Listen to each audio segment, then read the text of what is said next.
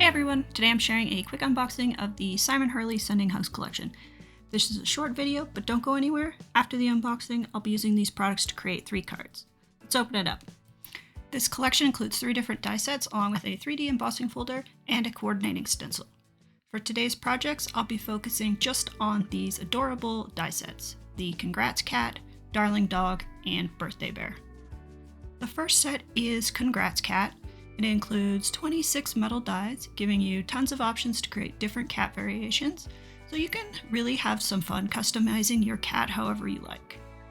This set also includes 2 label sentiments, Celebrate and Congrats, along with fun accessories like drinks and cocktails, food elements, and even a graduation cap. And here's the card using this set. Stick around to see how I put it all together after the unboxing. The next set is Darling Dog, and this set includes 22 metal dies with 2 different muzzle options so you can create different dog variations. It also comes with 2 label sentiments, I love you and sending hugs, plus some adorable accessories like hearts, a love letter, and a heart headband.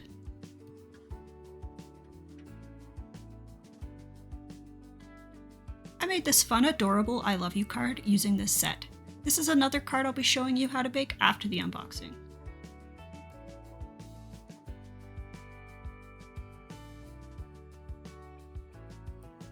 The final set I'm sharing is Birthday Bear.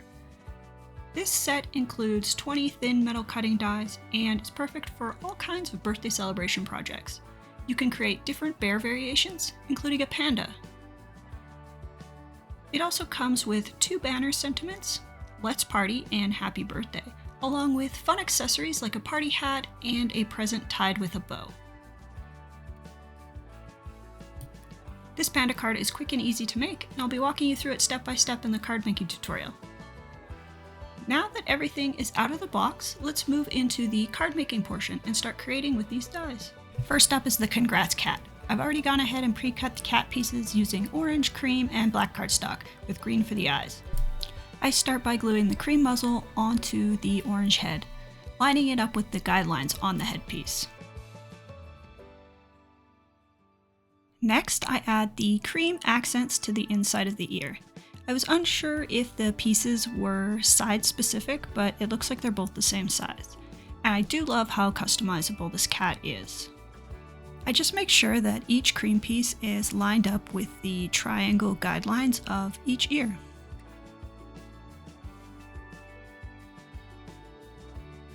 For the eyes, I begin by adding the black pieces to the face first, and I like to use my wax tip pen to pick up the smaller pieces. It makes placement much easier. And again, I'm just following the guidelines that are stamped into the face piece. I add glue to the cream muzzle piece and stick on the black nose. For the mouth, I'm using 2 shades of pink. The larger piece is a light pink and the tongue is a darker pink for a little extra detail. I added the larger piece first and then followed it up with the smaller tongue piece, again using my wax tip pen for placement. One of my favorite things about this die set is how customizable it is. For this cat, I am using cream cardstock for all of the accent pieces, like these details that really help add dimension. I start by gluing the cheek pieces onto the cat, lining each one up with the edge of the face. I'm not too worried about perfect symmetry here, as it helps give the cat a more unique look.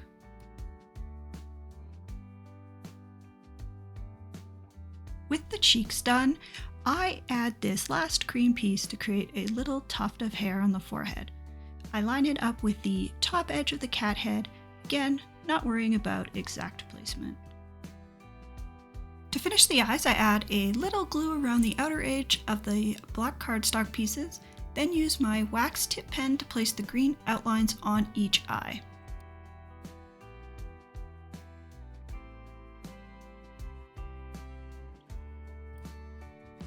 At this point, I realized I forgot the whiskers, but all is not lost.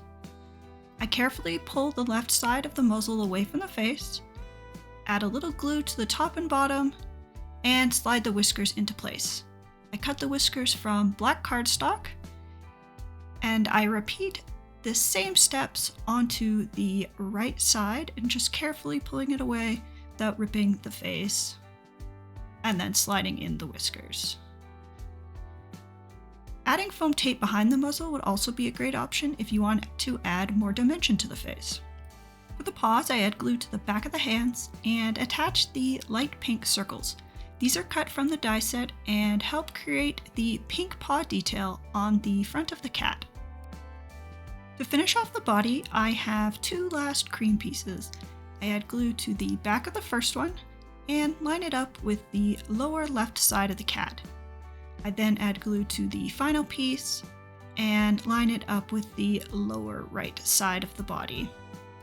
Now that the cat has all of its cream accents in place, you can see how the head and body look together. Next, I work on the graduation cap. I cut the cap from blue paper and the tassel from gold glitter paper. Both are from Your Paper Insider box number 12. I start by adding glue to the bottom of the cap and placing it along the top of the cat's head, making sure to leave a little bit of the hair showing. Then I add glue to the tassel piece and place it on the right side of the cap. The banner layers are cut from the same blue and gold papers, and I add glue to the back of the blue banner piece and adhere it to the gold glitter paper. I find that glitter paper needs a little extra glue and a weight on top of it to keep everything stuck down, so I set it aside to dry. Next, I'm moving on to the background. I'm using the stencil of the month from May 2025 called Right On, and I'm working with the 4-piece stencil that creates this fun pencil pattern. My white cardstock is cut to 4 inches by 5 1/4 inches, and I layer the stencil right on top. When I'm using multi-layer stencils like this, I like to line all of the layers up at once and tape each one on a different side. That way I can just flip each layer into place as I go instead of having to remove and reline everything every time. I apply the ink one layer at a time, and I've sped this part up quite a bit, but all the inks I'm using are from Tailored Expressions: Cupcake, Peaches and Cream, Potato Chip, and Latte. I'm keeping a really light hand here because I don't want the background to compete with the cat. When picking colors for the stencil, I went with colors that closely resemble the look of an actual pencil.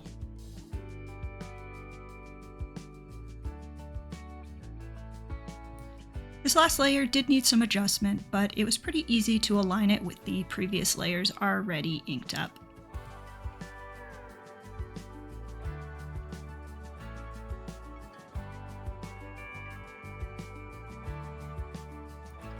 Here's a quick look at what the background looks like after finishing all the stenciling. For final assembly, I add foam tape squares to the back of both the body and the head pieces. I leave the bottom of the head free from foam tape so I can overlap it onto the body. I place the body first, centering it on the white panel. I made sure to not press the foam squares on too much until I was completely happy with the placement. I add the head on top of the body, and there is a guideline on the body piece to help with placement. And I angle the head slightly just to give a little bit more personality. I also add a little glue to the bottom of the tassel so it sticks to the face and doesn't bend when the card is mailed. Next, I add the sentiment banner with some glue on the back, placing it a little over an inch up from the bottom of the panel.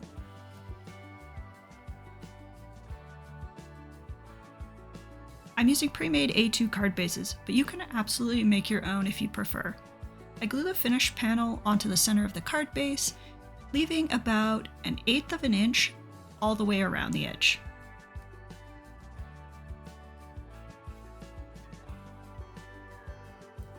To finish everything off, I wanted a little more sparkle, so I'm adding these shiny yellow gems from a leftover diamond art kit. I love saving leftover gems from my diamond art kits. It's such an easy way to reuse supplies and save a little money. I usually stick to keeping the glittery ones for my cards because those are my favorite. And so I am just adding small dots of glue randomly around the card and using my wax tip pen to place each gem. Thanks for crafting along with me, and check out part 2 for the dog and panda cards. Don't forget to subscribe and visit my blogs for links and more details below.